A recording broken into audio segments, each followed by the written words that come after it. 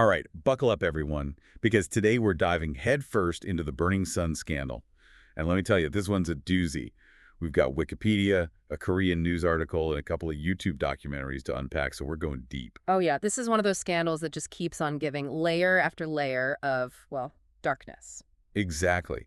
And it all started with leaked information, phone data, chat messages, you name it, which basically blew the lid off this whole hidden world of crime and exploitation in the K-pop scene. It's mind-blowing how much was hidden beneath the surface. I mean, for anyone not super familiar with K-pop, you gotta understand, image is everything in that industry. Right, it's all about that perfect, squeaky clean image. So when this scandal hit, it sent shockwaves through South Korea and the global K-pop fandom. So we're talking South Korea, K-pop stars, nightclubs, and a whole lot of secrets. And a heavy dose of power dynamics and manipulation. Okay, so let's rewind back to 2016. We have Jung Jun-young, a singer-songwriter who gets accused of secretly filming a woman during sex. Ah, yes, the infamous Molka case. Molka, for those who don't know, is a Korean term for secretly filming someone, usually in a sexual context. It's a massive problem in South Korea, and Jung's case initially seemed pretty open and shut. But here's where things get interesting. Jung refused to give his phone to the police during the investigation. Said it was with some private forensics company. And get this, the police just accepted a report from this lab saying the data was unrecoverable. They didn't even push for the phone. Nope. Red flag number one. Huge red flag. Later, a recording surfaced of Jung's lawyer actually pressuring the lab to declare the data unrecoverable. Whoa, okay, so there's definitely some shady stuff going on here. It definitely seems like there was an attempt to interfere with the investigation. And to add insult to injury, Jung's agency holds a press conference where he basically plays the victim, claims it's all a big misunderstanding. And surprisingly, public opinion actually sided with him at the time. Really? Yeah, it's crazy how much power these celebrities wield. It's a testament to how effectively they can manipulate public perception.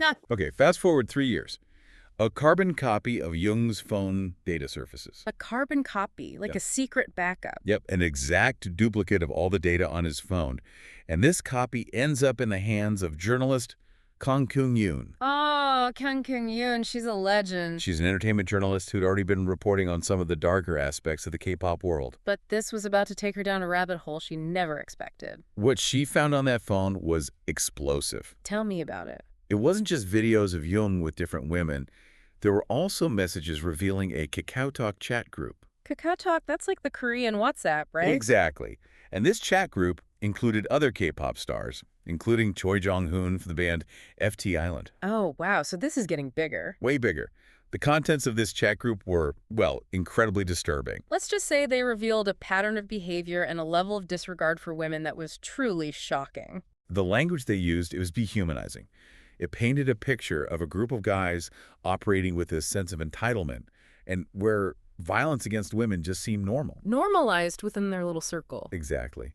For example, there's one video where Jung is encouraging a woman to drink with Choi, calling their kiss sexy and filming them the whole time without their consent. It's like they saw women as objects for their entertainment, no respect whatsoever. And it gets worse, believe it or not. There's a chat where Choi and Jung are bragging about a woman being so drunk she almost cracked her head. Ugh, that's sickening. They clearly had no regard for these women's safety. None whatsoever. Now buckle up, because this is where the biggest name in this whole mess enters the picture. Seungri, a member of the hugely popular group bigbang. Seungri, wow. This guy, he wasn't just content with being a musician. He wanted to be a major player in Gangnam's nightlife scene. Gangnam, that's like the Beverly Hills of Seoul, right? Exactly, all the glitz and glam. And Seungri's club, Burning Sun, that was his ticket to that world. So he used his fame to build this whole empire. Oh, he absolutely did. Cultivated this Gatsby persona, attracting wealthy investors and powerful allies. He even called himself Seungsbi in the chat group. No way, seriously. Burning Sun became the place to be seen. I bet, with the Seungri's name attached to it. Sky-high table prices, a super glamorous facade, you name it. But we know now that behind all the glitz and glam, there's a much darker reality going on. Oh yeah, this is where the contrast between the club's image and what was actually happening gets really disturbing. The KakaoTalk messages, they suggested that Seungri was using women to secure investments from wealthy patrons. Classic casting couch scenario. Sadly, yeah. And this is where the role of the MDs comes in. MDs, what's that stand for? Merchandisers. Essentially, they were employed by the club to procure women for VIP clients. So like pimps. Basically, Huh? they take photos of drunk women without consent and send them to these VIPs. That's disgusting. There were even reports of them using GHB, the date rape drug, to incapacitate women. Oh, God, this is just horrifying. It really is. And then, to make matters even worse, this video surfaces online. It's called the Red Bathroom video. It shows a woman, naked and seemingly unconscious, being filmed in a bathroom stall at Burning Sun. You're kidding. I wish I was. This video spread like wildfire on various porn sites. That poor woman, the violation is just unimaginable. It's a truly horrific example of how casually they were filming and sharing this content. It speaks to a culture of complete impunity within that club. Where these acts weren't just tolerated, but actively encouraged. Exactly. But the horrors of Burning Sun, they weren't confined to just the club itself. The evidence suggests a much deeper network of complicity and cover-up, reaching even into law enforcement. You're saying the police were involved? It sure seems that way. Remember those KPop chats? Well, they contain messages that strongly suggest the police were being bribed to cover up incidents at Burning Sun. Wow, so there was a deliberate effort to protect the club and everyone involved. It seems... And to silence anyone who tried to speak out. Exactly. And there's even mention in the chats of this powerful figure. They call him the police prosecutor general. This guy was supposedly protecting their businesses. So we're talking high-level corruption here. It appears so. This is way bigger than just a nightclub scandal. Way bigger. This is systemic. And the public outrage, it started to boil over when a customer at Burning Sun claimed he was beaten up by staff, and there was CCTV footage to back up his story. So it wasn't just rumors anymore, there was concrete evidence. Exactly. And then more footage emerged, this time of a woman being dragged out of the club by staff. This was turning into a full-blown PR nightmare for Burning Sun. Oh yeah, the walls were closing in, public pressure was mounting, and the evidence was becoming impossible to ignore. So what happened? Did they shut the club down? They did. Burning Sun closed its doors in February 2019. A symbolic fall from grace for Seungri's empire. But closing the club wasn't going to be enough to silence the truth. No, the story was just getting started. Remember Kang Kyung-yoon, the journalist who received the leaked phone data? Oh yeah, she's a key player in all of this. She was actually pregnant at the time and struggling with severe morning sickness. Wow, talk about dedication. She was determined to expose this story no matter what. She's a true hero. She faced immense pressure, even feared backlash from K-pop fans. But she knew this story needed to be told. It takes incredible courage to go up against a force like the K-pop fandom. It does. But she wasn't alone in this fight. There was an anonymous informant who'd sent the leaked phone data to a lawyer named Bang Jong-hyun. Bang Jong-hyun, I've heard that name. He's a prominent human rights lawyer in South Korea. He reached out to Kang, and they decided to collaborate on the investigation. A powerful team. They were both committed to uncovering the truth and bringing those responsible to justice. And they face an uphill battle, for sure. Oh, absolutely. The K-pop industry is a powerful force. It is. Kang knew that the public might not trust an entertainment journalist reporting on such a serious issue. It's sad, but there's often a bias against entertainment journalists when it comes to hard-hitting news. It's true. But she pushed forward anyway, driven by a sense of justice and a belief that the truth needed to come out. And thankfully, she did. Her first story, published in February 2019, cited evidence from an unnamed celebrity's phone. It implicated Seungri in procuring prostitutes for investors. That must have been a bombshell. It was. The story immediately made headlines, and the scandal was starting to gain real traction. So the walls are really starting to crumble. They were. Seungri went into damage control mode. He even submitted a petition to the police for a thorough investigation on himself. Trying to look innocent. Exactly. But the cracks in his carefully constructed image, they were starting to show. And then came a major turning point in the investigation. K-pop star Gu Hara reached out to Kang, wanting to help expose the truth. Puhara, wow, that's huge. It was. She was putting her own career and reputation on the line by getting involved. What made her decide to do that? She'd been friends with some of the men involved, and she'd witnessed their disturbing behavior firsthand. So she knew the truth. She did. And she also revealed that she herself had been a victim of revenge porn. Oh no, that's awful. Her ex-boyfriend had threatened to release intimate photos of her. It's heartbreaking that she had to go through that. It is. But her personal experience, it seemed to fuel her determination to fight for justice. I can see that. She wanted to use her platform to speak out against the injustices she'd experienced and witnessed. A true advocate. Hara confirmed that the police prosecutor general mentioned in the chat messages was a real person. His name was Yoon Kyu-kyun, a high-ranking police officer who had even worked at the presidential residence. Wow, so this goes all the way to the top. It does. With Hara's help, Kang published her biggest story yet, exposing both the chat group and Yoon Kyu-kyun's involvement. And that's when the whole thing exploded. It did. The scandal reached new heights. The public was demanding accountability. And rightfully so. The police launched investigations into Jun Young and Seungri. Yoon Kyu-kyun was suspended from his position. So finally, some action was being taken. Yes, but it was just the beginning.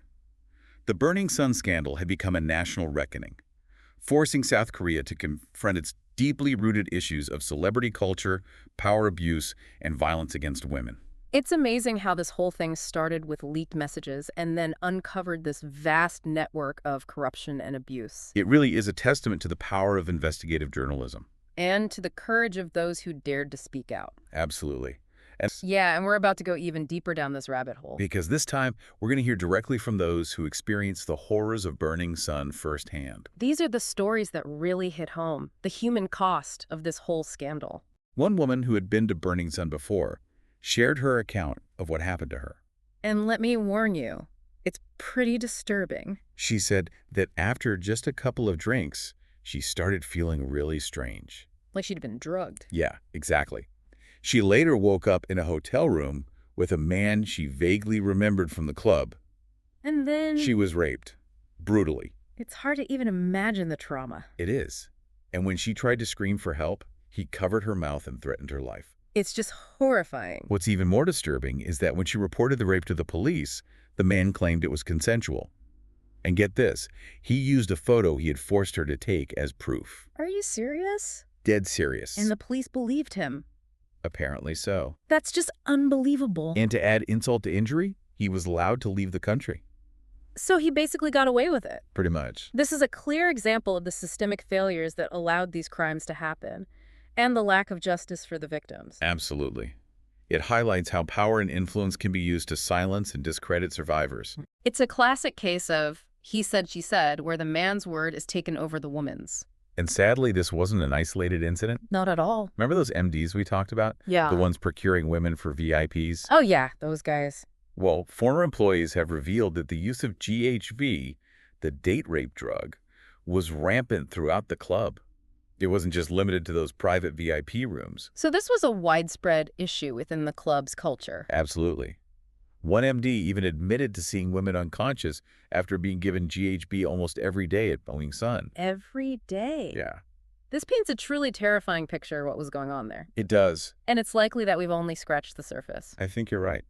Another former staff member described how VIP clients would literally pick out a woman they wanted, and the staff would do whatever it took to make her unconscious. Like she was some kind of object they could just take and use. Exactly. Her safety and consent were completely disregarded. It's like the club had become this dark fortress where unimaginable things were happening. Hidden from public view. And protected by a network of complicity and corruption.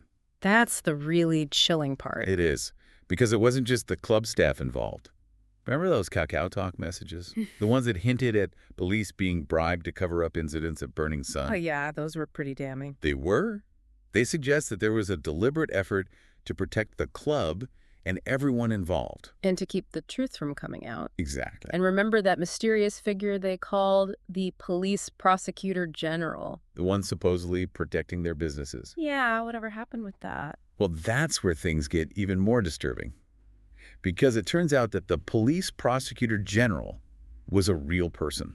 You're kidding. I wish I was. His name was Yoon Kyu-kyun, a high-ranking police officer who had even worked at the presidential residence. Oh, wow. So this goes all the way to the top. It does. This is some serious high-level corruption. It is. No wonder they were able to get away with so much for so long. Exactly. The public outrage. It reached a boiling point when a customer at Burning Sun claimed he was beaten up by staff. And there was CCTV footage to back up his story. So the truth was finally starting to come out. It was. And then more footage emerged, this time of a woman being dragged out of the club by staff. This was turning into a full-blown PR nightmare for Burning Sun. Yeah, the walls were closing in, The evidence was mounting, and the public pressure was becoming too much to ignore. So what happened? Did they finally shut the club down? They did. Burning Sun closed its doors in February 2019. A symbolic fall from grace for Seungri's empire. It was, but it was just the beginning of a long and complicated legal battle. Because closing the club wouldn't erase the crimes that had been committed there. Exactly, and it wouldn't bring justice to the victims. And what about all those involved? Did they face any consequences? Let's start with Young Jun-young, the singer-songwriter at the heart of this whole mess. Remember, he initially tried to play the victim. Oh yeah, the whole misunderstanding thing. But ultimately, the evidence was too strong. He ended up getting sentenced to 6 years in prison for gang rape and distributing illegal footage. 6 years. That's a hefty sentence. It is, and it shows how seriously the court took these crimes. So his career's pretty much over, right? Yeah, there's no coming back from that. What about Choi Jung-hoon, the other K-pop star involved in the gang rape? He got a 2.5-year sentence. So both Young and Choi faced serious legal repercussions. Absolutely. Their careers are effectively over. Now, the big question, what about Seungri, the mastermind behind Burning Sun? He initially tried to distance himself from the scandal. But he couldn't escape the mounting evidence. Nope. He faced charges for procuring prostitutes for investors, embezzlement, illegal filming, and inciting violence. Wow, that's a whole laundry list of charges. It is, and in the end, he was sentenced to 18 months in prison. 18 months? That seems pretty light considering all the accusations against him. A lot of people felt the same way. There was a lot of public outcry over the leniency of his sentence. It definitely fuels that perception that the rich and famous get off easy. It does raise questions about fairness and accountability. So, 2 out of the 3 main players got significant prison sentences. Yeah. What about Yoon Kyu-keen, the police prosecutor general who was implicated in the cover-up? Well, get this. He was actually acquitted of all charges. Seriously? Seriously. That's unbelievable. It really eroded public trust in the justice system.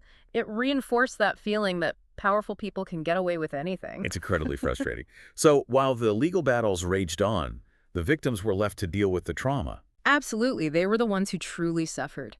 Many lived with the constant fear of their videos being circulated online. It's a never-ending nightmare. And tragically, Gu Hara, who bravely came forward to expose the scandal, took her own life in November 2019. That's heartbreaking. It was a devastating loss for her family and friends, and a stark reminder of the immense pressure that female K-pop stars face. Her death really cast a dark shadow over the whole Burning Sun saga. It did. And even Kang Kung-yoon, the journalist who broke the story, she continues to face online harassment. Sadly, those who speak truth to power often become targets themselves. It's a shame. So, it's been a few years now. Has anything really changed in Gangnam's nightlife? That's the million-dollar question. Former club staff have claimed that the practices of drugging and assaulting women are still happening. You're kidding. I'm not. It seems like the convictions related to Burning Sun didn't really address the underlying cultural issues. So the toxic environment that enabled these crimes is still there. It seems so. That's incredibly disheartening. Well, it is. It shows how deeply ingrained these problems are. And to make matters worse, Young, Seungri, and Choi have all been released from prison. Yeah, and they're already trying to resume their lives. Seungri's been seen at events, even performing bigbang songs. A lot of fans were outraged by that. I bet. And Choi, despite announcing his retirement, has hinted at a possible comeback. It seems like they haven't truly learned from their mistakes. And society seems all too willing to forgive and forget. Yes, especially when it comes to celebrities. It's a sad reality. So the Burning Sun scandal, it's more than just a celebrity gossip story. It exposed a dark underbelly of fame, power abuse, and exploitation. It showed us how easily these things can happen when those in power feel like they're above the law. And it highlighted the courage of those who spoke out against injustice. The journalists, the victims, the advocates. They're the real heroes of this story. They are. And it's a story that continues to resonate today. Yeah. Because it reminds us that we all have a responsibility to challenge harmful norms and fight for a more just society. It's a call to action for all of us. Absolutely. So, as we wrap up this deep dive, we leave you with this question. What can we do to ensure that something like Burning Sun never happens again? It's a question worth pondering. It is. Thanks for joining us on this journey. And until next time, stay curious, stay informed, and most importantly, stay engaged.